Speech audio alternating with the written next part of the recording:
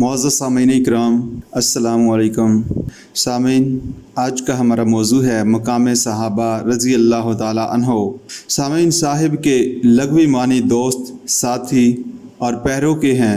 شریعت کی اصطلاح میں صحابی ان افراد کو کہا جاتا ہے جنہوں نے ایمان کی حالت میں رسول اللہ صلی اللہ علیہ وآلہ وسلم کو دیکھا اور زندگی بھر اسلام پر قائم رہے۔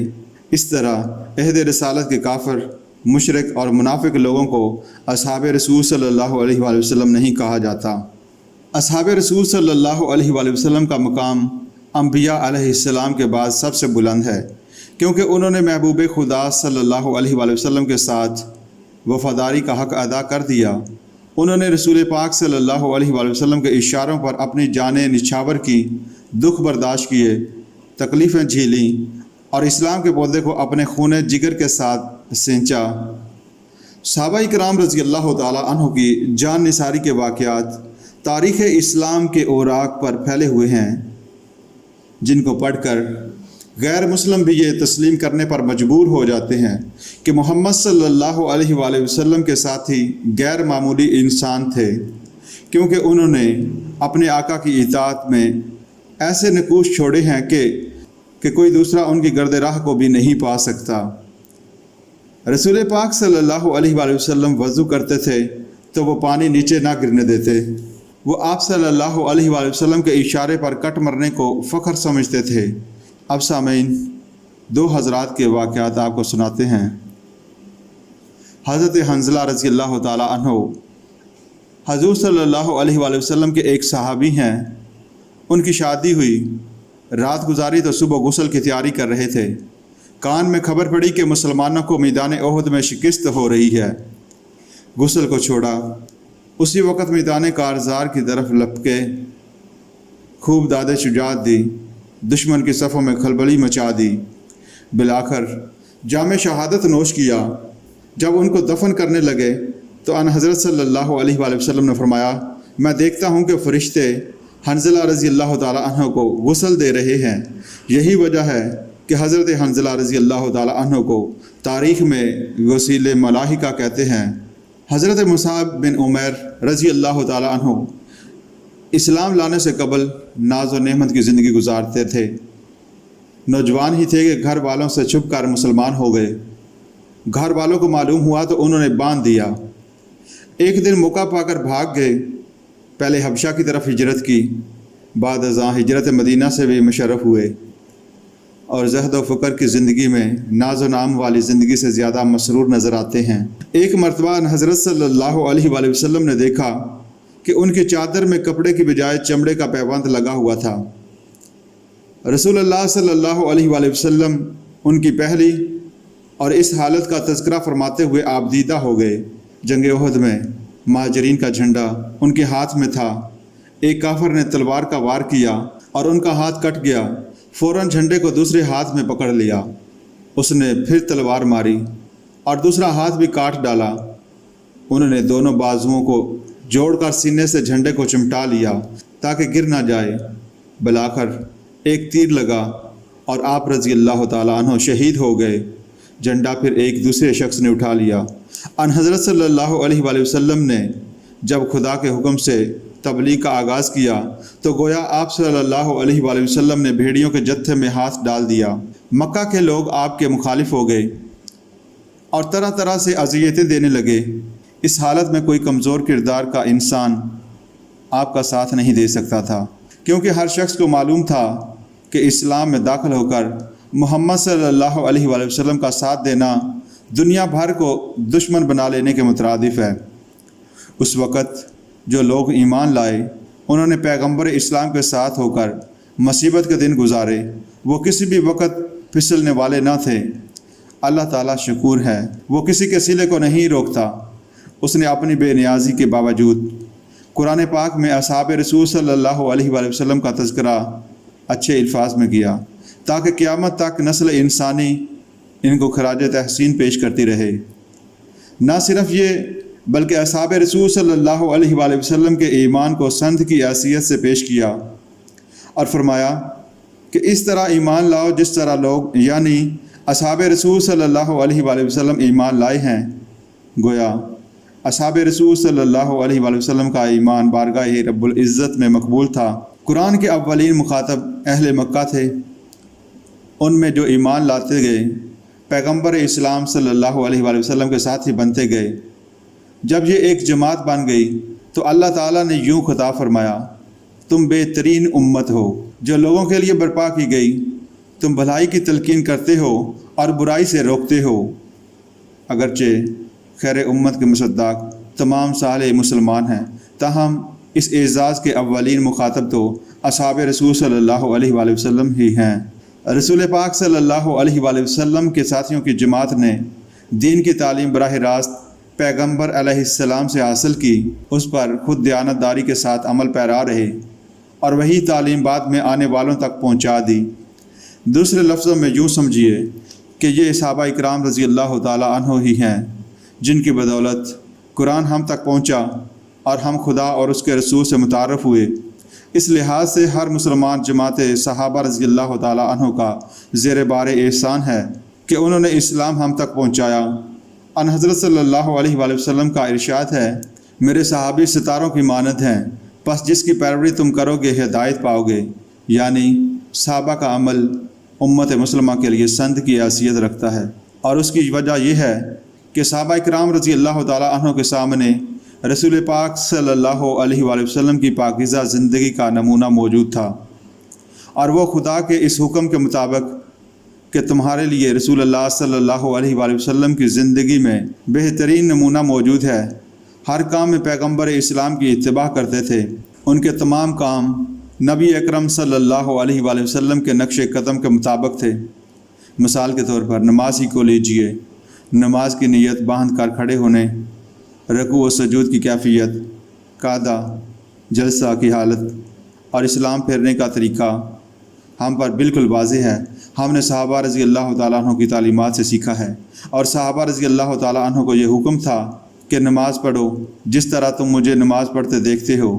آج ہماری نمازوں کے طریقہ ادائیگی کے صحیح ہونے کی دلیل یہی ہے کہ وہ صحابہ رضی اللہ تعالیٰ عنہ کی تعلیم اور نمونے کے مطابق ہوں، کیونکہ ان کا تحریک بلا شبہ ان حضرت صلی اللہ علیہ وآلہ وسلم کے نمونہ کے مطابق تھا۔ اللہ تعالیٰ نے قرآن میں اپنے رسول مقبول صلی اللہ علیہ وآلہ وسلم کو ارشاد فرمایا کہ ان سے مشورہ کیجئے۔ دستور یہ تھا کہ احکام و فرائض کا ذکر قرآن پاک میں آ جاتا تھا۔ اگر کوئی ایسا معاملہ پیش آ جاتا جس کی صورت قرآن پاک میں واضح نہ ہوتی تو حضور صلی اللہ علیہ وآلہ وسلم اپنے صحابہ سے اس کام کے بارے میں مشورہ لیتے اور قبول کرتے۔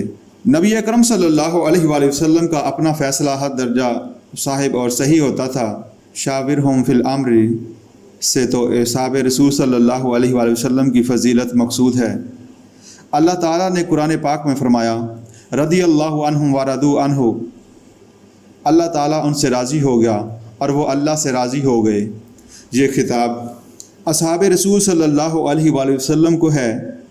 صحابہ اکرام رضی اللہ تعالیٰ عنہ کی جماعت نے اطاعت رسول صلی اللہ علیہ وآلہ وسلم اور احکام خداوندی پر چلنے کا حق ادا کر دیا۔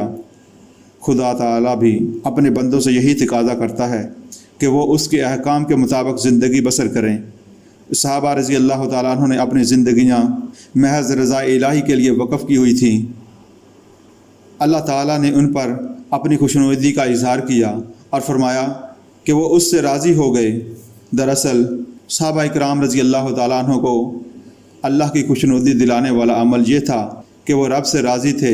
ہر مشکل اور تکلیف کو جو وہ پیغمبر اسلام کو شانہ بشانہ برداشت کرتے تھے اسے اللہ تعالیٰ کے علم و رضا کے مطابق جانتے تھے، تبھی تو کسی وقت نہ گھبراتے اور نہ خوف کھاتے تھے۔ ان کا اس بات پر گہرا یقین تھا کہ کوئی مصیبت وارد نہیں ہوتی بجز اللہ تعالیٰ کے حکم سے۔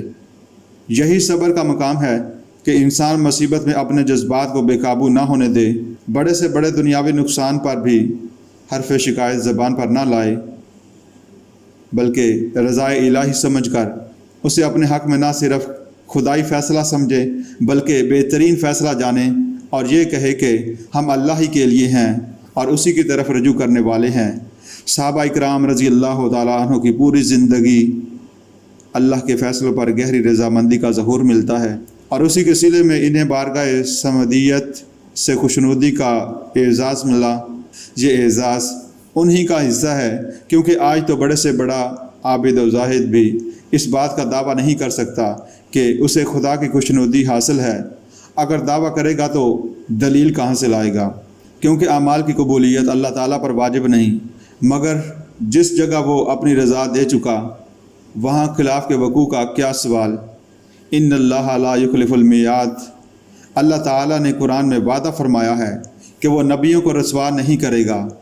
نبی تو خدا کے برگزیدہ بندے ہوتے ہیں، ان کی رسوائی تو منطقی طور پر خارج از مکان ہے۔ اللہ تعالیٰ نے نبی کے ساتھ اس کے ساتھیوں کی رسوائی کی نفی کر کے اصحاب رسول صلی اللہ علیہ وآلہ وسلم کو عدم اہانت کی بشارت میں نبی کے ساتھ شریک ٹھہرا دیا ہے بالفاظ قرآنی، یوم لا یخزی اللہ النبی والذین آمنوا معہ، جس دن اللہ رسوا نہیں کرے گا نبی کو اور نہ ہی ان ایمان والوں کو جو اس کے ساتھ ہیں۔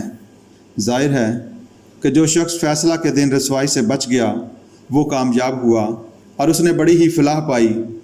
اصحابہ رضی اللہ تعالیٰ عنہ کے علاوہ بارگاہ الہی سے اس قسم کی بشارت بجز انبیاء علیہ السلام کے کسی دوسرے کو نہیں ملی۔ یکم ذی القعدہ 6 ہجری کو رسول اللہ صلی اللہ علیہ وآلہ وسلم نے مدینہ منورہ سے مکہ مکرمہ کی طرف عمرہ کی غرض سے سفر اختیار کیا۔ تقریباً 1500 مہاجرین اور انصار آپ صلی اللہ علیہ وآلہ وسلم کے ساتھ تھے۔ چونکہ ارادہ جنگ کا نہ تھا اس لیے کسی قسم کا سامان حرب ساتھ نہ لیا، صرف وہ ہتھیار لیے جو ایک مسافر کے لیے ضروری ہوتے ہیں، اور ایک شخص کو جاسوس بنا کر قریش کی خبر معلوم کرنے کے لیے آگے روانہ فرمایا۔ جاسوس نے آ کر اطلاع دی کہ قریش مکہ کو مسلمانوں کی آمد کی خبر ہو چکی ہے اور انہوں نے مقابلہ کے لیے لشکر تیار کر لیا ہے، نیز ان کا ارادہ ہے کہ مسلمانوں کو مکہ میں داخل نہ ہونے دیں گے۔ رسول اللہ صلی اللہ علیہ وآلہ وسلم نے سنا تو وہ راستہ چھوڑ کر ایک دوسرا راستہ اختیار کیا اور حدیبیہ کے مقام پر پہنچ گئے۔ یہاں آپ صلی اللہ علیہ وآلہ وسلم نے حضرت عثمان رضی اللہ تعالیٰ عنہ کو سفیر بنا کر روسائے مکہ کے پاس بھیجا تاکہ وہ انہیں بتائیں کہ مسلمانوں کا ارادہ جنگ کا ہرگز نہیں، ان کے پاس جنگی ہتھیار بھی نہیں، وہ تو صرف عمرہ کی غرض سے آ رہے ہیں۔ حضرت عثمان رضی اللہ تعالیٰ عنہ نے مکہ پہنچ کر قریش کو پیغام دیا۔ سب نے جواب دیا کہ رسول اللہ صلی اللہ علیہ وآلہ وسلم کو مکہ میں داخل نہیں ہونے دیا جائے گا، تم تنہا طواف کرنا چاہو تو کر لو۔ حضرت عثمان رضی اللہ تعالیٰ عنہ نے جواب دیا کہ میں رسول اللہ صلی اللہ علیہ وآلہ وسلم کے بغیر کبھی طواف نہ کروں گا۔ اس پر قریش خاموش ہو گئے اور انہوں نے حضرت عثمان رضی اللہ تعالیٰ عنہ کو اپنے پاس روک لیا۔ ادھر مسلمانوں میں یہ خبر مشہور ہو گئی کہ حضرت عثمان رضی اللہ تعالیٰ عنہ کو شہید کر دیا گیا ہے۔ جب رسول پاک صلی اللہ علیہ وآلہ وسلم کو یہ خبر پہنچی تو آپ صلی اللہ علیہ وآلہ وسلم کو سخت صدمہ ہوا اور فرمایا، جب تک میں ان سے بدلہ نہ لے لوں گا یہاں سے حرکت نہ کروں گا، اور وہیں ایک ایکر کے درخت کے نیچے اپنے ساتھیوں سے بیعت لینا شروع کر دی کہ جب تک جان میں جان ہے کافروں سے جہاد و قتال کریں گے، مر جائیں گے مگر بھاگیں گے نہیں۔ جب صحابہ کرام رضی اللہ تعالیٰ عنہ پیغمبر اسلام صلی اللہ علیہ وآلہ وسلم کے فرمان پر اپنی اپنی جان کا نذرانہ پیش کرنے کا عہد کر رہے تھے تو اللہ رب العزت نے ان کے حق میں رضامندی کی سند ان الفاظ میں عطا فرمائی، لقد رضی اللہ عن المؤمنین اذ یبایعونک تحت الشجرۃ فعلم ما فی قلوبہم فانزل السکینۃ علیہم واثابہم فتحا قریبا۔ تحقیق اللہ راضی ہوا جس وقت وہ آپ کے ہاتھ پر درخت کے نیچے بیعت کر رہے تھے، ایمان والوں سے ان کے دلوں میں اللہ اور اس کے رسول کی محبت اور اخلاص جو کچھ بھرا ہوا ہے وہ اللہ کو خوب معلوم ہے۔ پس اللہ نے ان پر اپنی خاص سکنیت کو اتار دیا اور انعام میں ان کو قریبی فتح عطا فرمائی۔ تاریخ اسلام میں اس بیعت کو بیعت رضوان کہتے ہیں، کیونکہ اس بیعت میں حصہ لینے والے مسلمانوں کے حق میں اللہ تعالیٰ نے اپنی رضا کے سند کا اعلان کیا ہے۔ احادیث میں حضرت جابر بن عبداللہ رضی اللہ تعالیٰ عنہ سے روایت ہے کہ رسول اللہ صلی اللہ علیہ وآلہ وسلم نے فرمایا، جن لوگوں نے درخت کے نیچے بیعت کی ہے ان میں سے کوئی جہنم میں داخل نہیں ہوگا۔ علامہ ابن عبد البر مقدمہ استیاب میں مذکور آیت کے تحت لکھتے ہیں، اللہ جس سے راضی ہو گیا پھر اس سے کبھی ناراض نہیں ہوگا انشاءاللہ تعالی۔ یہ بات بالکل صحیح ہے کہ اللہ تعالیٰ کا فیصلہ ہمیشہ صحیح ہوتا ہے۔ کیونکہ وہ ہر گزشتہ، موجودہ اور آئندہ کے حالات سے پوری طرح واقف ہے۔ وہ صرف اسی شخص کے حق میں اپنی رضا کا فیصلہ کرے گا جو آئندہ زمانے میں بھی کبھی رضا الہی کے خلاف کوئی کام کرنے والا نہ ہوگا۔ یوں سمجھیے کہ کسی شخص کے لیے رضا الہی کا اعلان اس بات کی ضمانت ہے کہ اس کا خاتمہ اور انجام بھی اسی حالت صالحہ پر ہوگا، اور اس سے رضا الہی کے خلاف کوئی کام آئندہ سرزد نہ ہوگا۔ اور اگر کوئی شخص یہ کہے کہ اللہ تعالیٰ کی رضا کا یہ فیصلہ ان لوگوں کے لیے وقتی حالات کے لیے تھا، بعد میں ان کے حالات خراب ہو گئے، اس لیے وہ اس انعام و اکرام کے مستحق نہیں رہے، تو یہ بات حد درجہ نامعقول اور بے وزن ہے، کیونکہ اس سے یہ نتیجہ نکلتا ہے کہ اللہ تعالیٰ نے شروع میں انجام سے بے خبری کی وجہ سے رضا کا اعلان کر دیا اور بعد میں یہ حکم بدل گیا، نعوذ باللہ من ذالک۔ بیعت رضوان سے تقریباً 4 سال پہلے غزوہ بدر پیش آیا، جو کفر اور اسلام کے درمیان پہلا معرکہ تھا، اور اس لحاظ سے بڑی اہمیت کا حامل تھا کہ اس میں مسلمانوں کی ناکامی اسلام کو ہمیشہ کے لیے ختم کر دیتی۔ اسلام اپنے ابتدائی مراحل میں تھا، مسلمان لٹ پٹ کر ابھی 1 سال قبل مکہ سے ہجرت کر کے مدینہ آئے تھے، اور مدینہ کے مٹھی بھر مسلمانوں نے مہاجر بھائیوں کی آنت میں ان کو اپنے گھروں اور کاروبار میں شریک کر لیا تھا، کیونکہ معاشی اعتبار سے بھی مسلمانوں کی حیثیت بہت کمزور تھی۔ تعداد کے لحاظ سے شریک جنگ مسلمان صرف 313 تھے، اور ان کے پاس بھی صرف 2 گھوڑے اور 70 اونٹ تھے، اور اسلحہ بھی برائے نام تھا۔ ادھر کفار کے لشکر میں 1000 افراد، وافر سواریاں اور بہت زیادہ سامان اسلحہ تھا۔ ہر عقل مند آدمی سمجھ سکتا ہے کہ کردار اور عمل کے اعتبار سے 313 مجاہد کس درجہ عظیم تھے۔ خدا اور رسول کے فرمان کو وہ کس قدر اہم سمجھتے تھے۔ ان مجاہدین کو معلوم تھا کہ مد مقابل کی تعداد اور قوت ان سے کئی گنا زیادہ ہے۔ یہ مجاہدین میدان جنگ سے جانیں واپس لانے کے لیے نہیں گئے تھے، بلکہ اپنی جانوں کے عوض خدا کی رضا خرید چکے تھے۔ ان اللہ اشتری من المؤمنین انفسهم واموالهم بان لهم الجنہ یقاتلون فی سبیل اللہ فیقتلون ویقتلون۔ بے شک اللہ نے مسلمانوں سے ان کے مال اور جان خرید لیے ہیں، اس بدلے پر کہ ان کے لیے جنت ہے، وہ اللہ کی راہ میں لڑتے ہیں، پس مارتے ہیں اور مرتے ہیں۔ بدر کے دن میدان جنگ میں اترنے والے یہ صحابی خدا کے حکم اور اس کے نبی صلی اللہ علیہ وآلہ وسلم کی اطاعت میں مال اور جان فدا کرنے کے لیے آئے تھے۔ کسی قسم کی دنیاوی غرض پیش نظر نہ تھی۔ رسول پاک صلی اللہ علیہ وآلہ وسلم نے فرمایا، تحقیق اللہ تعالیٰ نے اہل بدر کی طرف نظر فرمائی اور فرمایا، جو چاہو کرو، جنت تمہارے لیے واجب ہو چکی ہے۔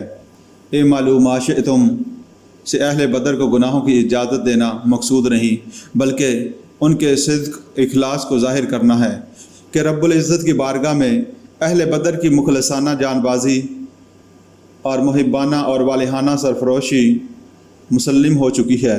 مرتے دم تک یہ لوگ اسلام کے ساتھ وفادار رہیں گے، اور بڑی سے بڑی آزمائش ان کے پائے ثبات میں لغزش پیدا نہ کر سکے گی۔ ان کے دل خدا اور رسول کی محبت اور اطاعت سے لبریز ہیں، معصیت اور نافرمانی ان کے قلوب اور اذہان میں کوئی جگہ نہ پائے گی۔ ہاں، اگر بشری تقاضوں کے تحت ان سے کسی وقت کوئی لغزش ہو جائے تو فوراً توبہ و استغفار کی طرف رجوع کریں گے، اور رب العزت کے حضور اس قدر تدریع اور ابتحال کریں گے کہ ان کی معصیت اجر عظیم میں بدل جائے گی۔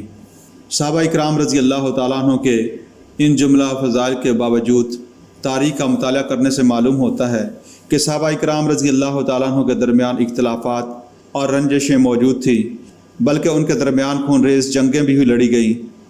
اب سوال یہ پیدا ہوا کہ صحابہ رضی اللہ تعالیٰ عنہ کے یہ مشاجرات ان کے فضائل کا ساتھ کیسے دے سکتے ہیں؟ اس سوال کا جواب یہ ہے کہ اول تو تاریخی روایات لا ریب نہیں ہیں، جبکہ صحابہ اکرام رضی اللہ تعالیٰ عنہم کے فضائل اس کتاب میں درج ہیں جو لا ریب فیہ ہے۔ اگر متعصبانہ فیصلہ کرنا ہو تو تاریخی روایات پر اعتماد کر کے قرآنی آیات سے روگردانی کرنا ہوگی، لیکن صحیح فیصلہ یہ ہوگا کہ قرآنی آیات دربارہ فضائل صحابہ رضی اللہ تعالیٰ عنہ بھی پیش نظر رہیں اور تاریخی حوالے بھی سامنے رہیں اور حالات کی ایسی تعویل کی جائے کہ مستند تاریخی حقائق سے بھی غض و بصر نہ کیا جائے اور کتاب حکمت کے فیصلوں کا بھی ابطال نہ ہو۔ صحابہ اکرام رضی اللہ تعالیٰ عنہ انسان تھے اور انسانوں میں انبیاء اکرام کے علاوہ کوئی بھی معصوم نہیں ہے، تاہم صحابہ اکرام رضی اللہ تعالیٰ عنہ اور عام انسانوں میں فرق یہ ہے کہ صحابہ اکرام رضی اللہ تعالیٰ عنہ کا ہر عمل نیک نیتی، حسن اخلاق اور حصول رضا الہی کے جذبے سے تھا، کیونکہ انہوں نے انسان کامل علیہ السلام سے روح در روح تعلیم پائی تھی اور جذبات پر قابو پانے کا ڈھنگ سیکھا تھا اور تربیت حاصل کی تھی، جبکہ عام انسان خلوص کے اس اعلیٰ مقام تک کبھی نہیں پہنچ سکتا اور نہ ہی اس قدر بے غرض ہو سکتا ہے جس قدر اصحاب رسول صلی اللہ علیہ وآلہ وسلم اپنی ذات کے لیے تھے۔ اگر صحابہ اکرام رضی اللہ تعالیٰ عنہ میں سے دو نے کسی معاملہ میں ایک دوسرے کی مخالفت کی ہے تو ان میں سے ہر ایک کی غرض رضا الہی تھی، کیونکہ ایسا بھی ممکن ہے کہ دو آدمی ایک دوسرے کے برعکس کام کریں لیکن دونوں خلوص نیت کی بنا پر اجر کے مستحق ٹھہریں۔ اس کی بہترین مثال ان دو صحابیوں کی ہے جن میں سے ایک نے مسجد نبوی صلی اللہ علیہ وآلہ وسلم کے باہر ایک لکڑی گاڑ دی تاکہ اگر کوئی شخص گھوڑے پر سوار ہو کر آئے تو اپنا گھوڑا اس کے ساتھ باندھ کر اطمینان کے ساتھ مسجد کے اندر نماز ادا کر سکے۔ دوسرے صحابی نے جب مسجد کے دروازے کے باہر لکڑی گاڑی ہوئی دیکھی تو اکھاڑ کر پھینک دی کہ جو لوگ مسجد میں نماز ادا کرنے کے لیے آئیں گے وہ اس سے ٹھوکر کھا جائیں گے۔ معاملہ رسالت مآب صلی اللہ علیہ وآلہ وسلم کے پاس پہنچا تو آپ نے دونوں کو اس بنیاد پر اجر و ثواب کا مستحق قرار دیا کہ دونوں کی نیت اچھی تھی۔ آج جو مسلمان صحابہ اکرام رضی اللہ تعالیٰ عنہ کے ساتھ اس قدر عقیدت رکھتے ہیں تو اس کی بنیاد بھی ایسی ہی بات پر ہے کہ قرآن و حدیث میں جا بجا اللہ اور اس کے رسول صلی اللہ علیہ وآلہ وسلم نے صحابہ اکرام رضی اللہ تعالیٰ عنہ کی مجموعی طور پر تعریف و توصیف کی ہے اور انہیں پسندیدہ افراد قرار دیا ہے۔ اب کون مسلمان ہے جو خدا اور اس کے صادق کو امین رسول صلی اللہ علیہ وآلہ وسلم کے فیصلے پر تنقید کی جرأت کر سکتا ہے؟ تنقید تو بڑی بات ہے، کوئی شخص اس وقت تک مسلمان نہیں ہو سکتا جب تک وہ رسول خدا کے کیے ہوئے فیصلے کو بطیب خاطر قبول نہ کرے۔ اگر رسول خدا کے فیصلے پر اس کے دل میں ذرا بھی بے اطمینانی یا تردد رہا تو وہ مسلمان ہی نہ رہا۔ سامعین، اب ہم دیکھتے ہیں کہ صحابہ اکرام رضی اللہ تعالیٰ عنہ سے جو غلطیاں، خطائیں یا گناہ سرزد ہوئے ان کی کیا نوعیت تھی اور ان غلطیوں نے ان کی شخصیت کو کس قدر متاثر کیا ہے۔ سامعین، جیسا کہ صحابہ اکرام انسان تھے، ان سے غلطی کا صدور ممکن ہے، لیکن جب بھی غلطی ہونے کے بعد انہیں اس کا احساس ہوا انہوں نے خدا کے حضور گڑ گڑا کر معافی مانگ لی اور قرآن پاک گواہ ہے کہ انہیں معافی مل گئی۔ آج بھی ہر شخص کے لیے بارگاہ رب العزت میں توبہ کی پوری گنجائش موجود ہے۔ گناہ گار گناہ کے بعد توبہ بھی کر رہے ہیں، لیکن کون کہہ سکتا ہے کہ اس کی توبہ نے شرف قبولیت پایا ہے؟ یہ برتری اور سعادت صرف صحابہ اکرام رضی اللہ تعالیٰ عنہ کو ہی حاصل ہے کہ انہوں نے اپنے قصور کا اعتراف کیا، سرکار دو عالم صلی اللہ علیہ وآلہ وسلم کے ساتھ مل کر اللہ تعالیٰ سے معافی چاہی اور زندہ و جاوید کتاب میں ان کی توبہ کی قبولیت کا اعلان کر دیا گیا۔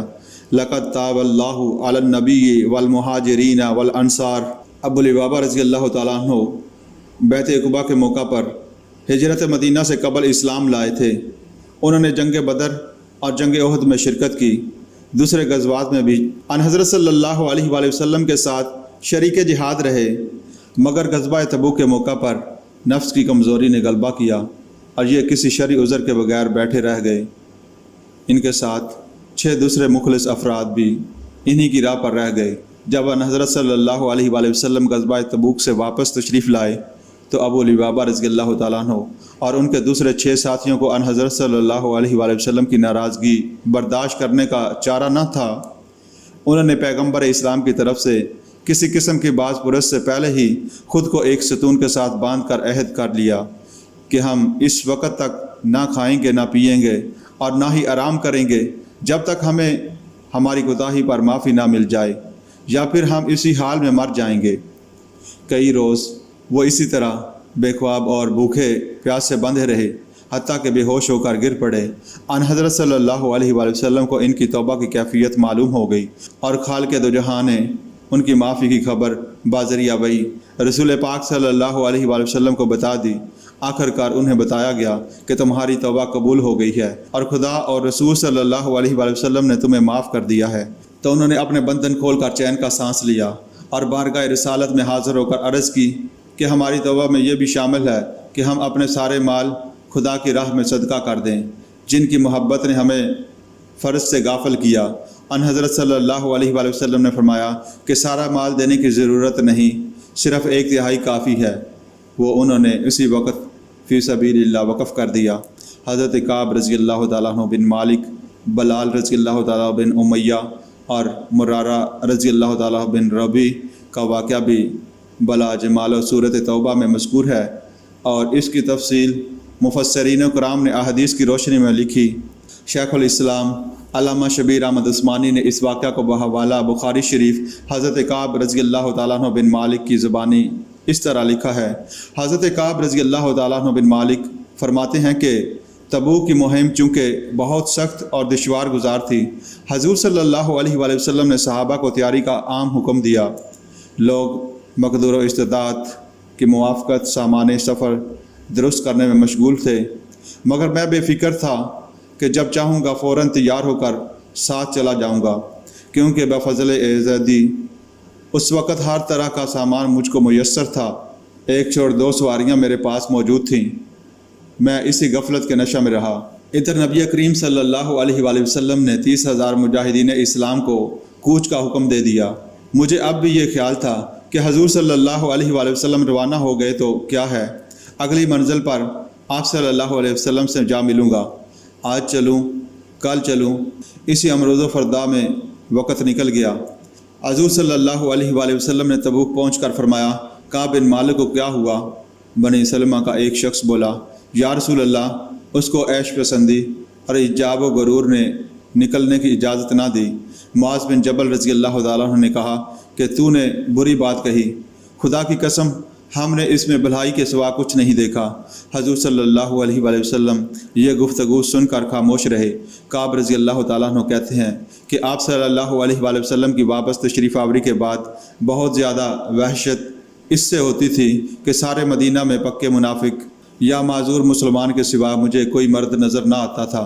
बहरहाल अब दिल में तरह तरह के झूठे मंसूबे गांठने शुरू किए कि आप सल्लल्लाहु अलैहि वसल्लम की वापसी पर फ़लाँ उज़र करके जान बचा लूँगा। मगर जिस वक़्त मालूम हुआ कि हज़ूर सल्लल्लाहु अलैहि वसल्लम खैर व आफ़ियत से वापस तशरीफ़ ले आए हैं, तो दिल से सारे झूठ फ़रेब महव हो गए और तय कर लिया कि सच के सिवा कोई चीज़ इस बारगाह में निजात दिलाने वाली नहीं। हज़ूर सल्लल्लाहु अलैहि वसल्लम मस्जिद में रोने के आफरोज़ थे। असहाबा रज़ियल्लाहु ताला अन्हु का मजमा था। मुनाफिकीन झूठे हीले बहाने बनाकर जहरी गिरफ्त से छूट रहे थे कि मैं हज़ूर सल्लल्लाहु अलैहि वसल्लम के सामने आया। मेरे सलाम करने पर आप सल्लल्लाहु अलैहि वसल्लम ने गज़ब आमेज़ तबस्सुम फरमाया और गैर हाज़िरी की वजह दरियाफ़्त की।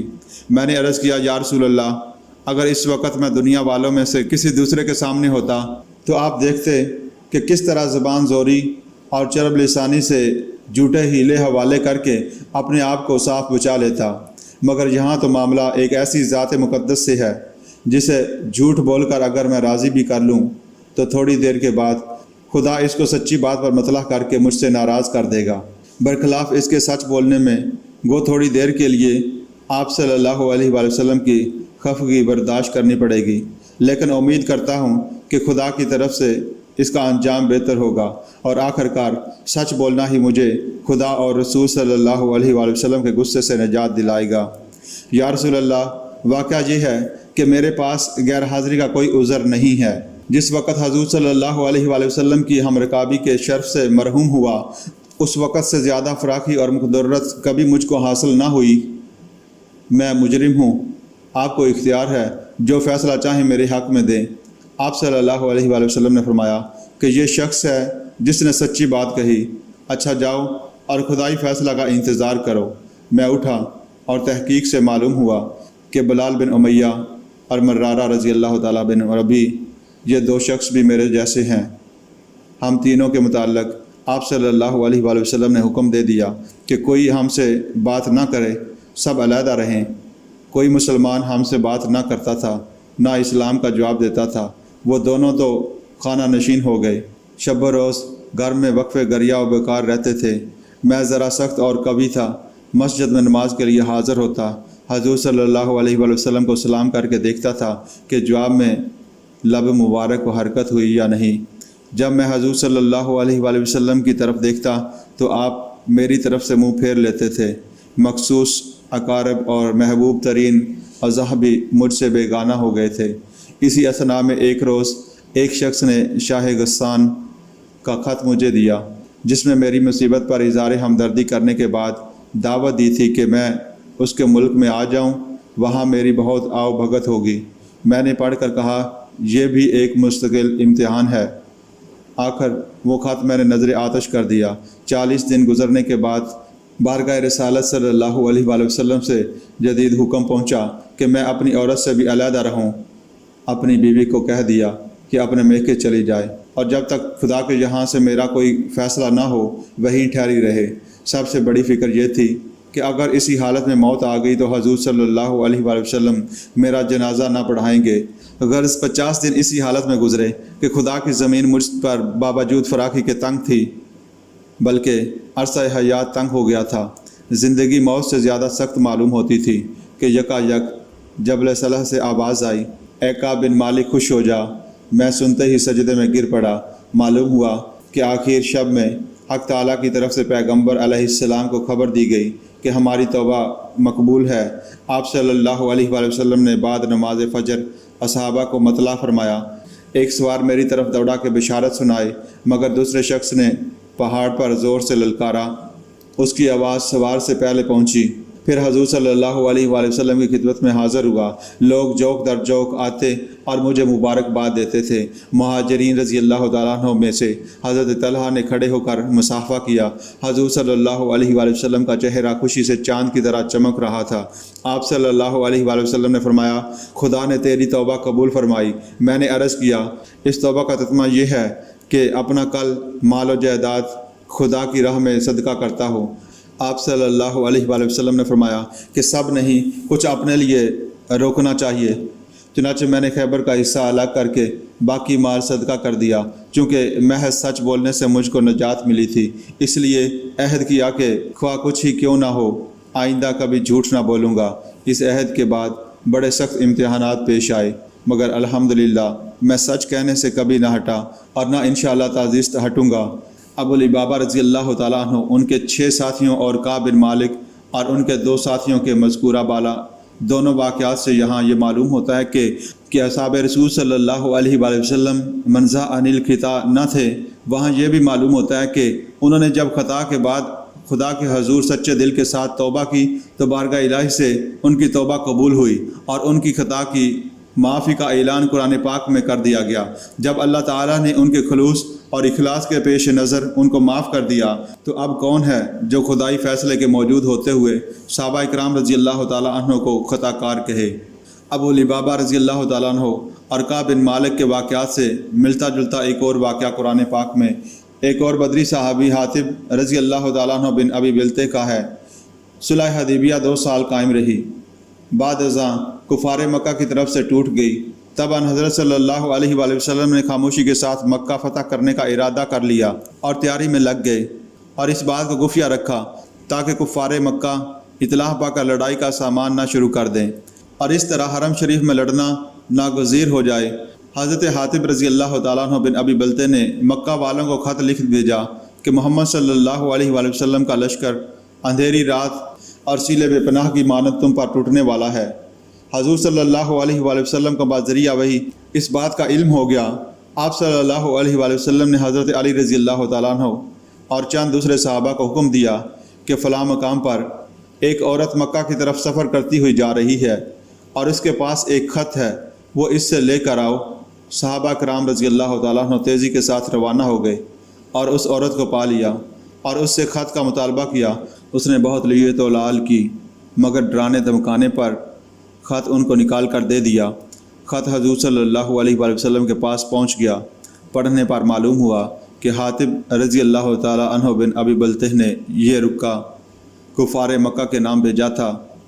جس میں انہیں حضور صلی اللہ علیہ وآلہ وسلم کی جنگی تیاریوں کی اطلاع دی تھی۔ آپ صلی اللہ علیہ وآلہ وسلم نے حاطب کو بلا کر پوچھا تو انہوں نے جواب دیا، یا رسول اللہ، نہ میں نے کفر کیا ہے اور نہ اسلام سے پھرا ہوں۔ سچی بات یہ ہے کہ میرے اہل و عیال مکہ میں ہیں، وہاں ان کی حمایت کرنے والا کوئی نہیں۔ میں نے کافروں پر ایک احسان کر کے یہ چاہا کہ وہ لوگ اس کے معاوضہ میں میرے اہل و عیال کی خبر لیتے رہیں اور ان سے اچھا سلوک کریں۔ فتح و نصرت کے جو وعدے اللہ نے آپ سے کیے ہیں وہ یقیناً پورے ہو کر رہیں گے، کسی کے روکے رک نہیں سکتے۔ ان حضرت صلی اللہ علیہ وآلہ وسلم نے سن کر حاضرین سے فرمایا، حاطب رضی اللہ تعالیٰ عنہ نے تم سے سچی بات کہی ہے۔ حضرت عمر نے اٹھ کر کہا، یا رسول اللہ، مجھے اجازت دیجیے کہ اس منافق کی گردن مار دوں۔ اس نے اللہ اور اس کے رسول صلی اللہ علیہ وآلہ وسلم اور مسلمانوں سے خیانت کی ہے۔ حضور صلی اللہ علیہ وآلہ وسلم نے فرمایا، اس شخص نے جنگ بدر میں حصہ لیا ہے، تمہیں کیا خبر، ہو سکتا ہے کہ اللہ تعالیٰ نے اہل بدر کو ملاحظہ فرما کر کہہ دیا ہو کہ تم خواہ کچھ کرو، میں نے تم کو معاف کیا۔ یہ بات سن کر حضرت عمر رضی اللہ تعالیٰ عنہ رونے لگے اور انہوں نے کہا، اللہ اور اس کے رسول ہی سب سے بہتر جانتے ہیں۔ قرآن پاک سے ماخوذ ان مثالوں سے یہ بات ثابت ہوئی کہ اصحاب رسول صلی اللہ علیہ وآلہ وسلم تقرب الی اللہ کے اس مقام پر فائز تھے کہ ان سے خطائیں اور گناہ بشری تقاضوں کے تحت صادر تو ضرور ہوئے، لیکن بارگاہ خداوندی میں ان کے بلند مقام میں فرق نہ آیا اور وہ برابر خدا اور اس کے رسول کے نزدیک پسندیدہ افراد رہے۔ اللہ تعالیٰ شکور ہے، اس نے اصحاب رسول صلی اللہ علیہ وآلہ وسلم کو یہ فضیلت ان کے خلوص اور اخلاص کے پیش نظر دی کہ انہوں نے دنیا و ما فیہا کو رضا الہی کے مقابلہ میں ہر وقت ہج سمجھا اور اپنی پوری زندگی اسلام کی خاطر سر پر کفن باندھے رکھا۔ ان حضرت صلی اللہ علیہ وآلہ وسلم کے منظور نظر صحابہ رضی اللہ تعالیٰ عنہ کی غلطی بعض اوقات پوری امت کے لیے رحمت ثابت ہوئی۔ اول رمضان کے روزے کا حکم اس طرح تھا کہ رات کو ایک دفعہ آنکھ لگ جائے تو پھر پوری رات مباشرت کی اجازت نہ تھی۔ چند صحابہ اکرام رضی اللہ تعالیٰ عنہ کی طرف سے اس حکم کی پابندی نہ کی جا سکی۔ اللہ تعالیٰ نے پوری امت کے لیے اس شرط کو نرم کر دیا اور قرآن پاک میں حکم آ گیا کہ رمضان شریف کی راتوں میں تم اپنی عورتوں کے ساتھ بے حجاب ہو سکتے ہو۔ کیا اس حقیقت سے انکار کیا جا سکتا ہے کہ پوری امت کو یہ صحبت صحابہ اکرام رضی اللہ تعالیٰ عنہ کی غلطی ہی کے پیش نظر ملی؟ سچ تو یہ ہے کہ غفور اور رحیم رب کا رسول رحمت للعالمین ہے اور آپ صلی اللہ علیہ وآلہ وسلم کے ساتھی امت کے جملہ افراد کے لیے رحمت ہیں۔ نبی اکرم صلی اللہ علیہ وآلہ وسلم نے عرفات کے میدان میں حجت الوداع کے موقع پر ایک عظیم اجتماع کو خطاب کر کے فرمایا، حاضرین، میری یہ بات غائبین تک پہنچا دیں۔ صحابہ اکرام رضی اللہ تعالیٰ عنہ نے ان حضرت صلی اللہ علیہ وآلہ وسلم کے فرمودات کمال احتیاط سے آگے پہنچائے۔ قرآن و احادیث اور سنت رسول صلی اللہ علیہ وآلہ وسلم صحابہ اکرام رضی اللہ تعالیٰ عنہ کی بدولت ہم تک پہنچے ہیں۔ انصاف سے دیکھا جائے تو ہر زمانے کے مسلمان جہاں خدا اور اس کے رسول کے احسان مند ہیں، وہاں صحابہ اکرام رضی اللہ تعالیٰ عنہ کے زیر بار احسان ہیں کہ انہوں نے کمال دیانت کے ساتھ دین کی یہ امانت اپنے سے بعد والوں تک پہنچائی۔ صحابہ اکرام رضی اللہ تعالیٰ عنہ کو اپنے آقا و مولا سے اس قدر محبت تھی کہ وہ آپ صلی اللہ علیہ وآلہ وسلم کے وضو کا مستعمل پانی بھی زمین پر گرنے نہیں دیتے تھے، بلکہ اپنے چہروں اور سینوں پر مل لیتے تھے۔ ان کے نزدیک نبی اکرم صلی اللہ علیہ وآلہ وسلم کی ذات مقدس دین اور دنیا کی ہر نعمت سے بڑھ کر تھی۔ اس کی تائید میں کتب سیر و احادیث کا مطالعہ اطمینان کا باعث ہوگا۔ حضرت عبداللہ بن مسعود رضی اللہ تعالیٰ عنہ سے روایت ہے کہ ان حضرت صلی اللہ علیہ وآلہ وسلم نے فرمایا، اللہ تعالیٰ نے اپنے سب بندوں کے دلوں پر نظر ڈالی تو محمد صلی اللہ علیہ وآلہ وسلم کو ان سب قلوب میں بہتر پایا، ان کو اپنی رسالت کے لیے مقرر کر دیا۔ پھر قلب محمد صلی اللہ علیہ وآلہ وسلم کے بعد دوسرے قلوب پر نظر ڈالی تو اصحاب محمد صلی اللہ علیہ وآلہ وسلم کے قلوب کو دوسرے سب بندوں کے قلوب سے بہتر پایا اور ان کو اپنے نبی صلی اللہ علیہ وآلہ وسلم کی صحبت اور دین کی نصرت کے لیے پسند کر لیا۔ حضرت جابر رضی اللہ تعالیٰ عنہ روایت کرتے ہیں کہ رسول پاک صلی اللہ علیہ وآلہ وسلم نے فرمایا، اس مسلمان کو آگ نہ چھوئے گی جس نے مجھ کو دیکھا ہو، یا اس شخص کو دیکھا ہو جس نے مجھ کو دیکھا ہو۔ حضرت ابو سعید خدروی رضی اللہ تعالیٰ عنہ کہتے ہیں کہ رسول اللہ صلی اللہ علیہ وآلہ وسلم نے فرمایا، میرے اصحاب کو برا نہ کہو، اس لیے کہ اگر تم میں سے کوئی احد پہاڑ کے برابر خدا کی راہ میں خرچ کرے تو صحابی کے ایک مد یا آدھے مد کے ثواب کے برابر بھی اس کا ثواب نہ ہوگا۔ ان حضرت صلی اللہ علیہ وآلہ وسلم نے اپنے ساتھیوں کے فضائل جس قدر بیان کیے ہیں ان کا اس مضمون میں احاطہ ممکن نہیں۔ جن افراد کو رسول اللہ صلی اللہ علیہ وآلہ وسلم نے اپنی معیت کے لیے منتخب فرمایا وہ اپنی قسمت پر جس قدر بھی ناز کریں کم ہے۔ 10 صحابیوں کے نام لے کر آپ صلی اللہ علیہ وآلہ وسلم نے انہیں جنت کی بشارت دی۔ ان کے نام حضرت ابوبکر صدیق، حضرت عمر فاروق، حضرت عثمان غنی، حضرت علی، حضرت طلحہ، حضرت زبیر، حضرت سعد، حضرت عبد الرحمن بن عوف، حضرت ابو عبیدہ بن جراح اور حضرت سعید بن زید رضی اللہ تعالی عنہ۔ ان حضرات کو عشرہ مبشرہ کہتے ہیں۔ حضرت سعید بن زید رضی اللہ تعالیٰ عنہ فرماتے ہیں کہ خدا کی قسم صحابہ اکرام رضی اللہ تعالیٰ عنہ میں سے کسی شخص کا رسول اللہ صلی اللہ علیہ وآلہ وسلم کے ساتھ کسی جہاد میں شریک ہونا جس میں اس کا چہرہ غبار آلود ہو جائے، غیر صحابہ سے ہر شخص کی عمر بھر کی عبادت و عمل سے بہتر ہے، اگرچہ اس کو عمر نوح علیہ السلام عطا ہو جائے۔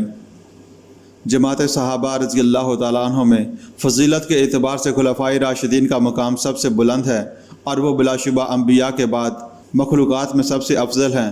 حضرت ابو ہریرہ رضی اللہ تعالیٰ عنہ فرماتے ہیں کہ رسول اللہ صلی اللہ علیہ وآلہ وسلم نے فرمایا، ایک روز جبرائیل علیہ السلام میرے پاس آئے اور میرا ہاتھ اپنے ہاتھ میں لے لیا اور مجھ کو جنت کا وہ دروازہ دکھایا جس سے میری امت جنت میں داخل ہوگی۔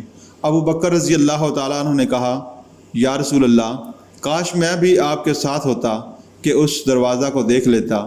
آپ صلی اللہ علیہ وآلہ وسلم نے فرمایا، ابو بکر، آگاہ ہو کہ میری امت میں سے سب سے پہلا شخص تو ہوگا جو جنت میں داخل ہوگا۔ ایک روز حضرت ابو بکر صدیق رضی اللہ تعالیٰ عنہ نبی کریم صلی اللہ علیہ وآلہ وسلم کی خدمت میں حاضر ہوئے۔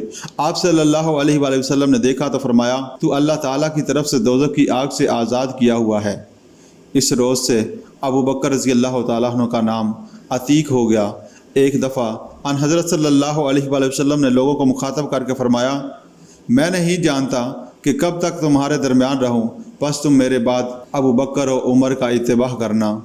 حضرت عائشہ رضی اللہ تعالیٰ عنہا فرماتی ہیں کہ ایک چاندنی رات میں رسول اللہ صلی اللہ علیہ وآلہ وسلم کا سر مبارک میری گود میں تھا۔ میں نے عرض کیا، یا رسول اللہ، کیا کسی شخص کی اتنی نیکیاں بھی ہیں جتنی آسمان میں ستارے ہیں؟ آپ نے فرمایا، ہاں، عمر کی اتنی نیکیاں ہیں۔ پھر میں نے پوچھا، اور ابو بکر کی نیکیوں کا کیا حال ہے؟ آپ نے فرمایا، عمر کی نیکیاں ابو بکر کی ایک نیکی کے برابر ہیں۔ حضرت ابو ذر رضی اللہ تعالیٰ عنہ روایت کرتے ہیں کہ رسول پاک صلی اللہ علیہ وآلہ وسلم نے فرمایا، خداوند تعالیٰ نے حق کو عمر کی زبان پر رکھا ہے اور وہ حق بات کہتا ہے۔ حضرت عقبہ بن عامر رضی اللہ تعالیٰ عنہ فرماتے ہیں کہ رسول اللہ صلی اللہ علیہ وآلہ وسلم نے فرمایا، اگر میرے بعد کوئی نبی ہوتا تو عمر ہوتا۔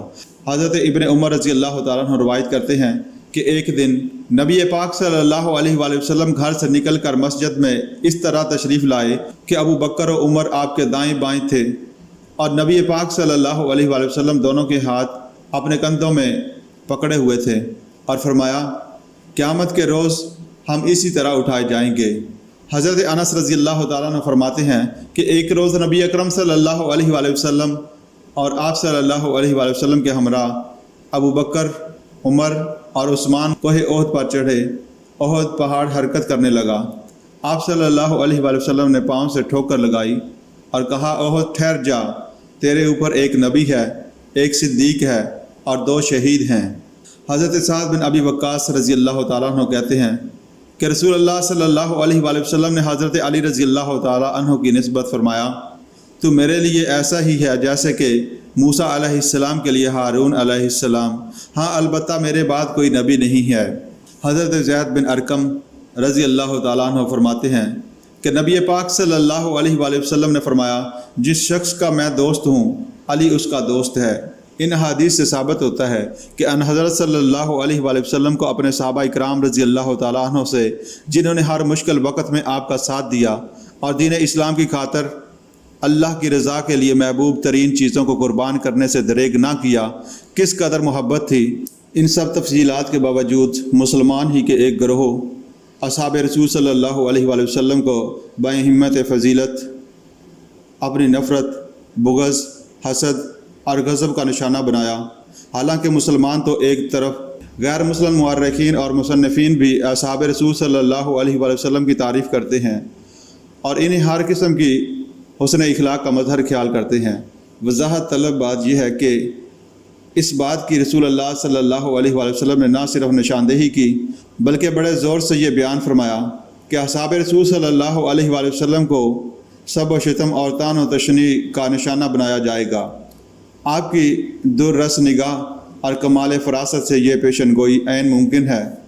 سامعین ذرا غور کریں، سمجھ میں آ سکتی ہے یہ بات کہ جب انبیاء اور رسل جن کی فضیلت و عظمت حد درجہ مسلم ہے اپنے اپنے دور میں مظالم کا تختہ مشق بنائے گئے، ہر ممکن طریقہ سے ستائے گئے اور ان میں سے بعض کو قتل بھی کر دیا گیا، تو اصحاب رسول صلی اللہ علیہ وآلہ وسلم کے ایسا ہی کیا جانا ضروری اور لابدی ہے، کیونکہ انبیاء اور رسل کے قریب ترین یہی پاک باز لوگ ہیں۔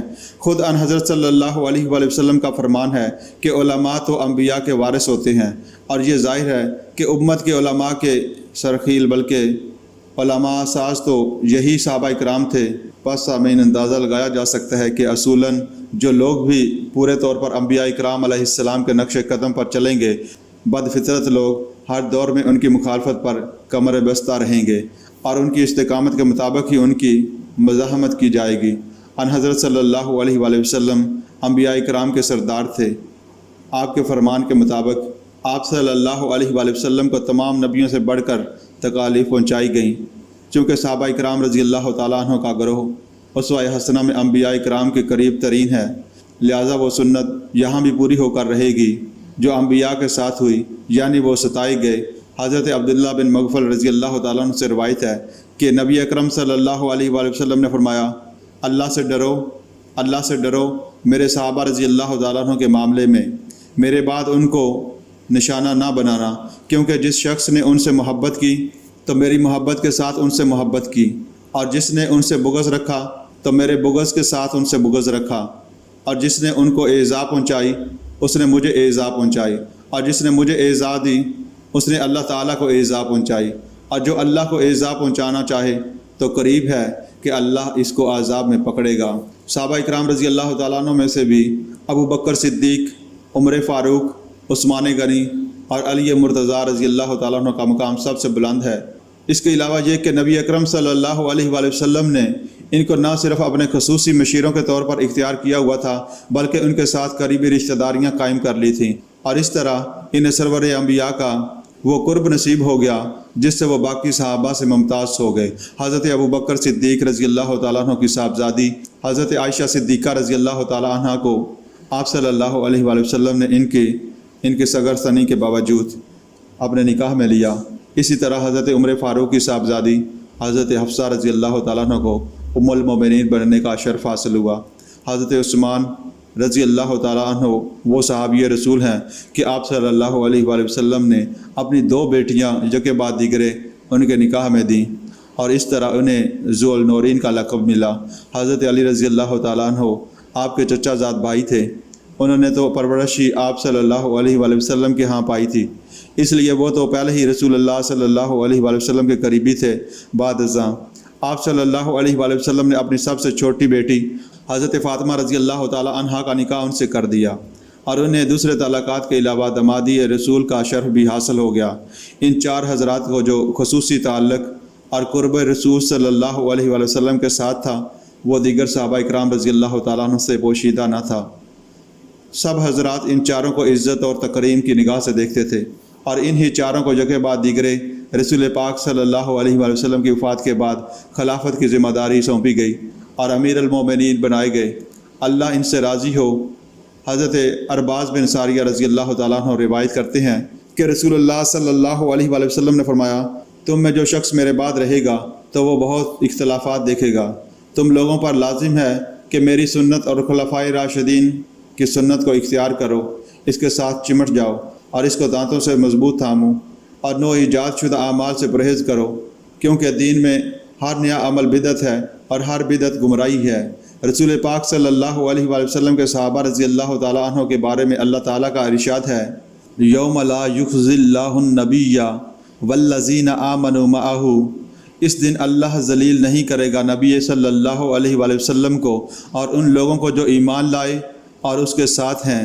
یہ فیصلہ کن آیت بتاتی ہے کہ جس طرح قیامت کے دن نبی اکرم صلی اللہ علیہ وآلہ وسلم کی رسوائی محال ہے، اسی طرح نبی صلی اللہ علیہ وآلہ وسلم کے ساتھیوں کی رسوائی بھی محال ہے، اور جو شخص اللہ تعالیٰ کے ہاں مکرم ہوا وہی صاحب تکریم ہوا، خواہ دنیا والے اس کے متعلق کیسے ہی خیالات رکھیں۔ خدائی فیصلے کے سامنے ان لوگوں کی زبان درازی کی کوئی وقت نہیں، سوائے اس کے کہ اللہ کے رسول کے خلاف زبان کھول کر وہ خود اپنے آپ پر ابدی لعنت مسلط کر لیں۔